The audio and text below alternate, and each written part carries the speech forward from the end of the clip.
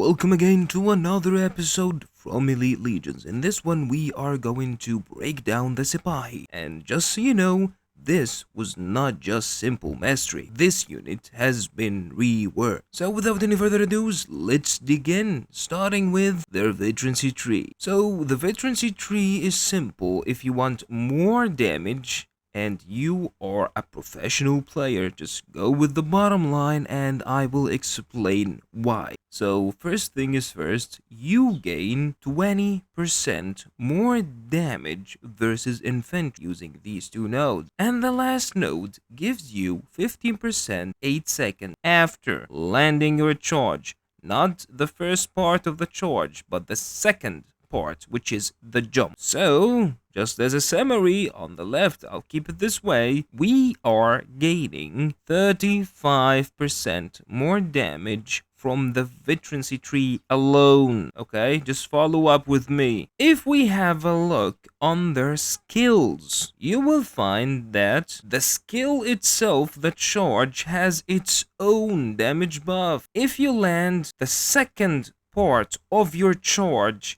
you will gain 50% more damage for 4.5 seconds. Do you think we will stop here? No! Look at their traits. With the trait named Assassinate, if you can defeat a hero using the skill number 2, which is the Cropid, you will gain an extra 30% more damage. Adding all of this together will give you 115% damage. That's why I'm telling you, if you can fully utilize this unit, it will decimate your opponent, no matter the unit they are using.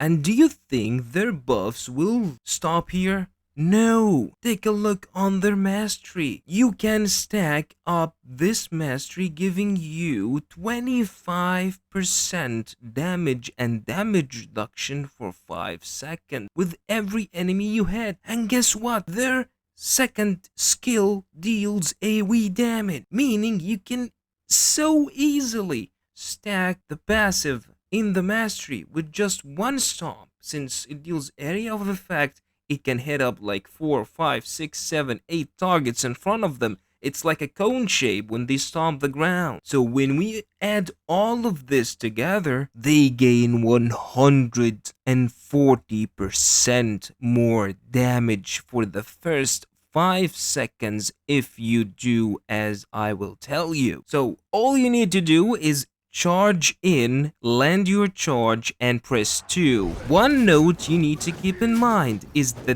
distance you need to calculate every single time you press the charge for the second time. Because you need to be like literally hugging the enemy so you can immediately press 2 and activate the skill and every single buff you have. The thing I need you to get into your head is if you follow this combo, your unit will be literally invincible for the first 5 seconds. You can do whatever you want. After that, it's your decision either to complete the fight or just help your teammates or just throw them back.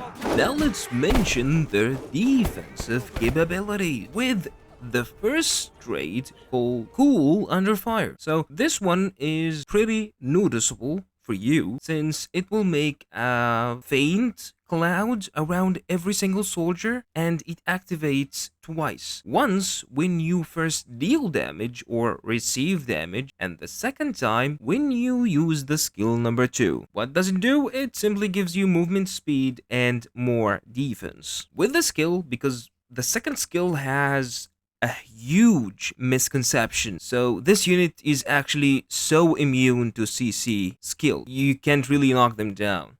When you read the skill number 2, it says it gives them CC immunity and increased defense by 20% for 1 second when this skill is used. You will think, oh yeah, when I press the button, I have 1 second, just 1 second of CC immunity. But that is not true. You gain this buff with every single stomp. So if you're like me, using this unit on the bottom line, they will actually strike the ground around 6 to 7, maybe 8 times during the skill number 2. So you have like 6 or 7 whole seconds of 20% defense buff and 1 second of immunity with each strike. And by the way, this will be a little bit more if you go for the upper line. But anyways, we will stay with this one. So after we have explained all the buffs this unit can utilize, let's discuss their doctrine. So at first glance on the doctrines I'm equipping, you will say, oh no, these are some pretty rare doctrines and expensive ones that I don't have. Well, no problem. Some of them can easily be switched.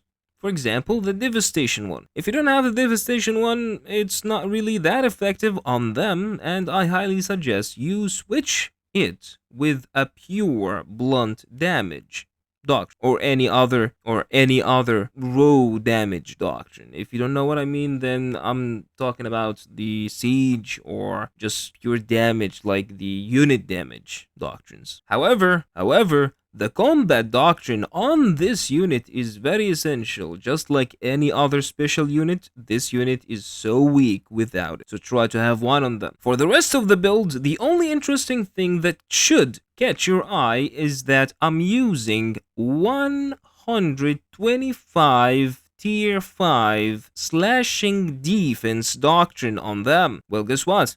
This unit pretty much sucks versus pikes and ranged, so it's not really good to put a piercing defense on them. However, by using a slashing defense doctrine on them, they will be able to, I'm not gonna say always counter, but deal. They will pretty much be able to deal with Wu Wei, Iron Reapers, or even Celadors. Since all those 3 that I have just mentioned are meta this season, I think my choice for this doctrine was really in place. Plus, they have a pretty decent slashing defense, so with this one, it will jump to around 700-ish, you know, like 720, 750, something like that.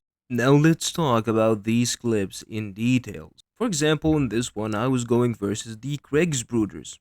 Well, we all know that Kriegsbruders depend on their block to reduce the cooldown of their skills. But sadly, my Sipahi can ruin that with one stomp because they can easily break the block.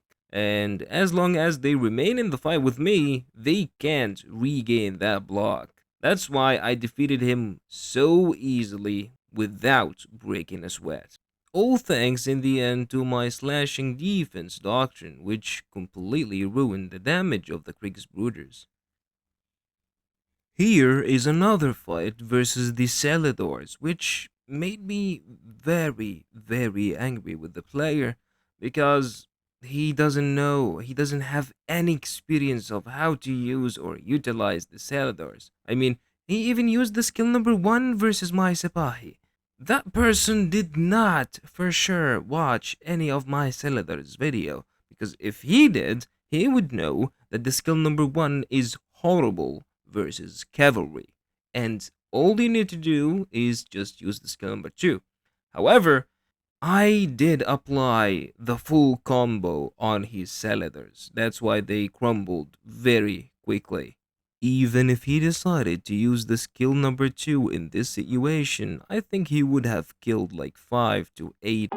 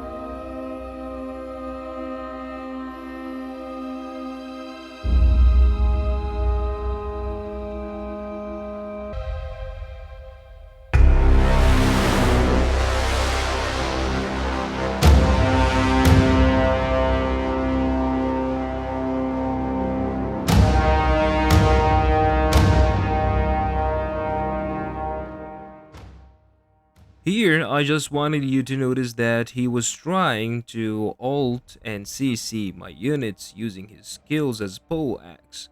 However, now you know that Sipahis are immune to CC while doing their skills.